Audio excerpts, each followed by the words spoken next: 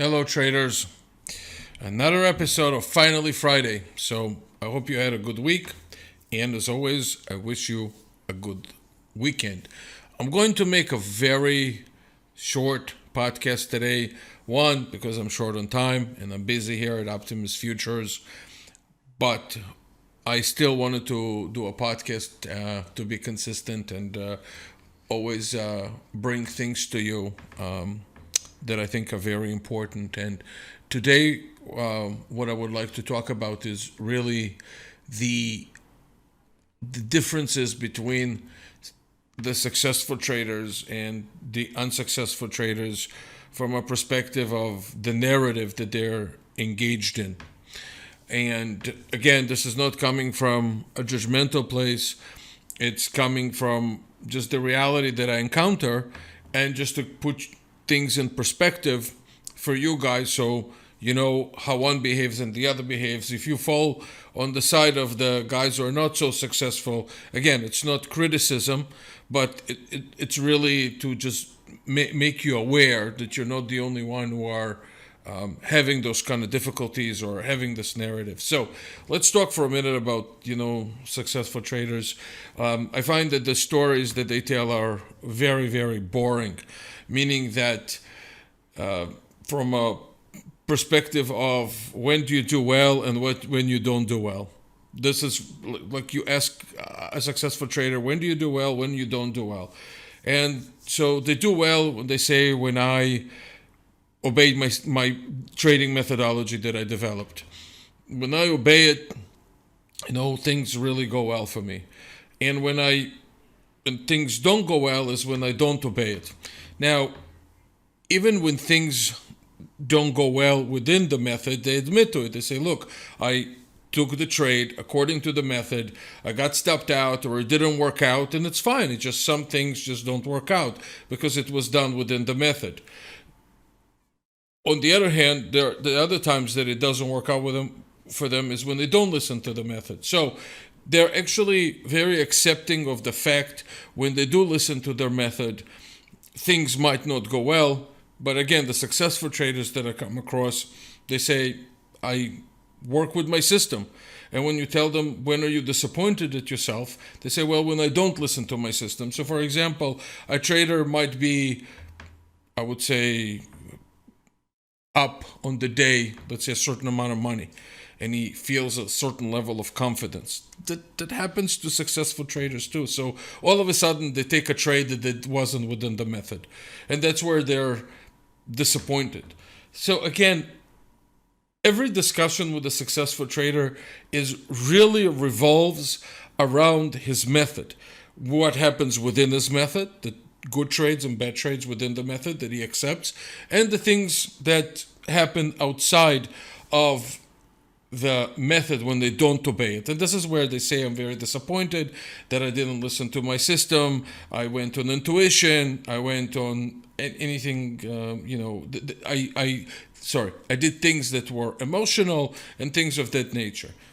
And so that's really the gist of it. Now, obviously, there's some depth that they add to their method. They're talking about their mistakes that they commit, when they commit them, and so forth. Now, the other side of the not so successful traders, and I'm talking specifically about people that are just full of rhetoric and stories and just like have an excuse for everything.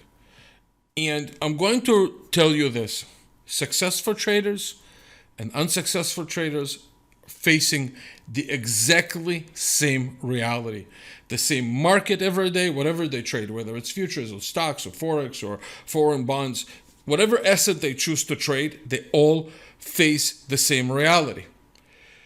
And this is very important to remember, because sometimes some traders think that their reality is different than anybody else's. So what do they say? Well, when their things do not work out, they don't say it's my method that didn't work out. No, their method is the best, and best in quotes, of course. So why didn't it work out? Well, it was because of the HFTs. Those HFTs, they interrupt prices. It's high frequency trading. They steal, money from retail, and it's impossible to trade. Other things that they say is the volatility. It's really, really high volatility. It's just impossible to make this kind of volatility. It just creates too many fluctuations in the account, and it's just impossible to trade. Which I'm not saying is wrong, but again, successful traders face the same reality. It's the same thing. I am not saying that on bad days you would have successful traders and unsuccessful traders, having different results. They might end up, with the same results, but the way they go about it could be different. They might stop during certain times when the volatility is too high for their method, or they have the courage to continue trading through volatility because they trust their system, something that amateurs don't. When they get, stopped out one or two times, they say, maybe my method sucks. And when the volatility is too low, they're saying, well, it's just the market is dry and my stops just got hit all the time. It's just there's lack of appropriate risk and reward. So again, they either blame volatility that's too high and then it's too low, right? Then they talk about, the fact that other people stopped them out. That the professional traders went after their stops, took them out of the market, and now, it's just, there's no point of trading. So because wherever you put the stop, you'll be taken out. Again, professional traders face the same thing. However, they accept that within their method, they use a certain parameter and it just didn't work out. But they say, look, it just didn't work out. That's all it is. For whatever reasons. And many times it will not work out. But they don't think there's just a king of stop losses sitting there. I shouldn't say king, but the god of stop losses sitting there looking at Joe Schmo saying, what, I'm going to stop him out. Look, markets move. That's the bottom line. Markets move every day. And they're not after your stops. They're not aiming at you. They just move the way they move. That's what I truly believe in. Now, certain ranges, obviously, if the market is very volatile, or I would say wide, not necessarily volatile in the way we think that, that when there's insane volatility, but let's say the ranges are wide and you're putting very tight stops, well, clearly you'll be taken out. So you have to think about operating not from a perspective of your own personal financial preference, but really how the markets work. Then I hear that the markets are manipulated, right? So, and if they're manipulated, then the small guy does not have a chance. Then they talk about technical analysis does not work out. And they say, I tried everything. I tried traditional technical analysis. I tried Fibonacci. I tried Elliott wave. I tried market depth, volume analysis, order analysis, whatever you have. I bought all the books. Nothing works. Nothing works. Okay, nothing works. What can I say? Again, I think that essentially going from one method to the second method to third method and dumping every single one of them without understanding where things went wrong, things will go wrong with every method. I am not saying that you should trade one method for the rest of your life, and I'm not discouraging you from learning other methods. But if your method does not work, you have to get down to the bottom of why is it not working, right? Why? So if you apply certain things the same way in different methods, it doesn't mean that you change something.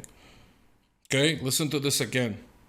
If you're changing method, but you apply things the same way, it's not necessarily going to change your results. So it's important.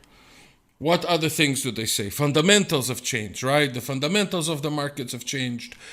So it's impossible to trade with those fundamentals. Then recently, everybody's using this term market structure. The market structures have changed. It just became a buzzword. You go on CNBC, you go on Fox News, Fox Business, or CNN Business, or any of the other Bloomberg structure. Everybody likes to talk about market structure. I don't even know if the analysts know themselves what they're talking about half the time. It's just they're using it. What does it mean, market structure? It could take so many meanings. But again, retail traders repeat the same thing. They say, it wasn't because the market structure have changed. Okay, fine. If a market that was going down like oil that went to negative and now it's making new all-time highs, there's a thing called supply, demand, and inflation. It's not necessarily because market structure change. Fundamentals of supply and demand change. Of course there is market structure that changes. It is. But when it becomes a buzzword and retail starts using it like, oh, yes, to sound intellectual. Oh, yes, it's the market structure. Come on, it doesn't impress anyone. So let me go back to the original point. The original point was that successful traders and unsuccessful traders face the same reality of the market. Absolutely the same.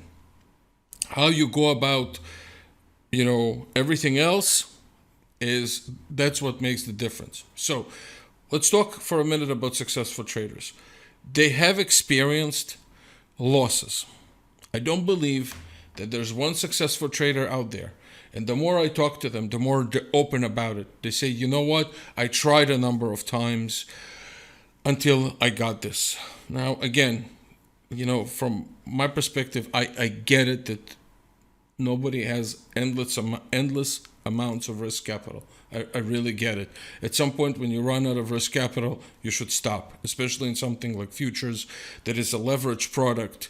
It's not an investment vehicle. It's a pure trading vehicle, in my personal opinion, or hedging from for those who have the physical inventory or they have, the underlying asset that they want to hedge. So again, to me, this is for the retail crowd, this is a trading asset. It's not an investment asset because it's really hard to invest in a leveraged product because of its volatility. Sure, you can take a long-term view on something, but again, because of the fluctuations, because those are macro contracts that are traded, whether it's a crude oil that the whole world uses or S&P that the whole world portfolio managers revolve around that index, it's very hard to take a very long-term view on something like that using a leveraged product. So, given all those challenges, I truly understand where everybody comes from. But one thing you should not become is a real frustrated trader. So you don't want to sit there and just use those endless amounts of excuses and talking about the markets. There are periods that will be bad. Granted, there are periods that it's very, very hard to operate, and I find that collective losses across the market. It could happen.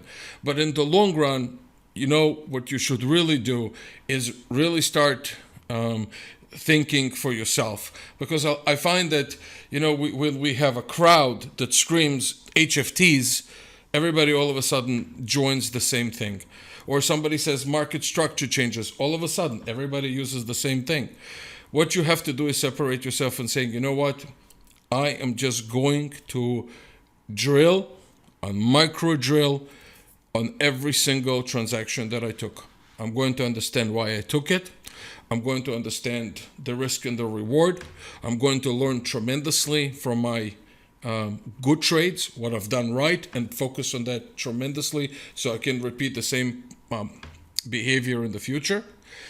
And at the same time, I'm going to focus on the micro contracts. I'm going to concentrate on the micro elements of the unsuccessful trades. Today everybody's talking about micro S&P, micro crude oil, and everything else. And I wanted to make an announcement shortly, so it's already in my head. So again, apologies. So again, you're going to micro-analyze the successful trades, which you've done right. You're going to micro-analyze the not so good trades that you've done. And you're going to see the difference between the two. Again, pay more attention to the things that you're doing right. So you teach yourself, to focus on that as opposed to understanding why, about the mistakes. Because I believe many of them, the things that you might perceive as mistakes, there just might be the market. It's just be the market's behaving this way. That's what it is. So the goal for you to say, you know what, this trade that I took, was it part of my method? Is it a good method?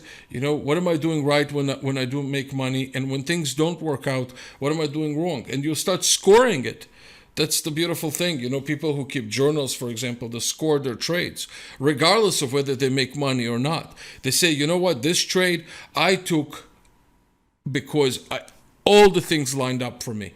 My method, my risk, my reward, my timing, everything. I did the setup, the follow through, and I executed the trade. And that worked out. And then you're going to say, look at the bad trades, and you're going to say, you know what? I skipped 3 things and out of the 5 that I have, and I still made money. And that's still a bad trade, believe it or not. In the long run, you didn't obey your method. So it's important in analyzing good trades versus bad trades. It's not just whether you made or lost money. It's important to analyze if you followed through with all the necessary things. You could make money, and that's the scary part.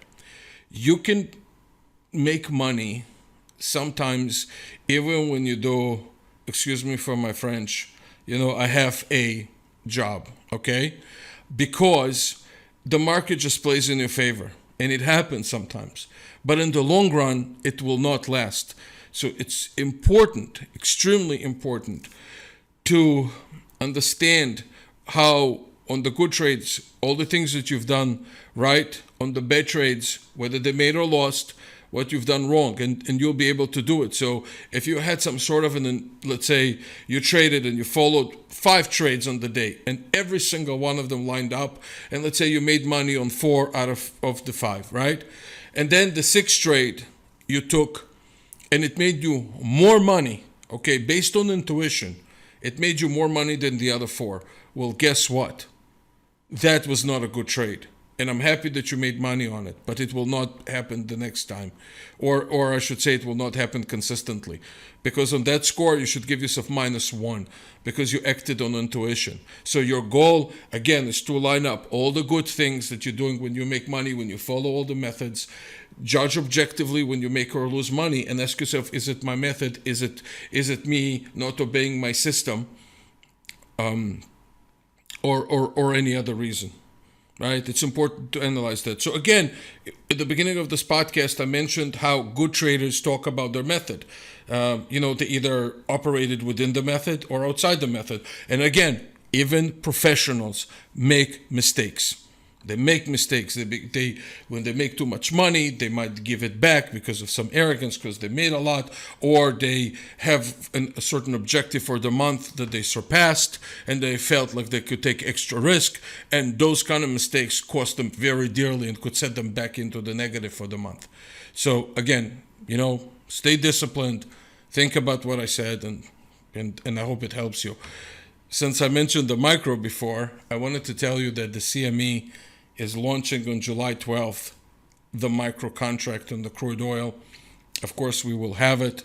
It's a smaller way to trade the crude oil contracts. We actually, on our community site, if you go to community.optimusfutures.com, I put all the contract specifications over there, along with a banner that you can actually click, and it will take you to an FAQ page about it. So if you want to trade it, definitely worthwhile looking at it as opposed to the big oil contract. Right now, oil is probably making new all-time highs, that they haven't done in a long time. Not contract all-time highs because they were in higher prices, but I think for the year, we're probably close to all-time highs.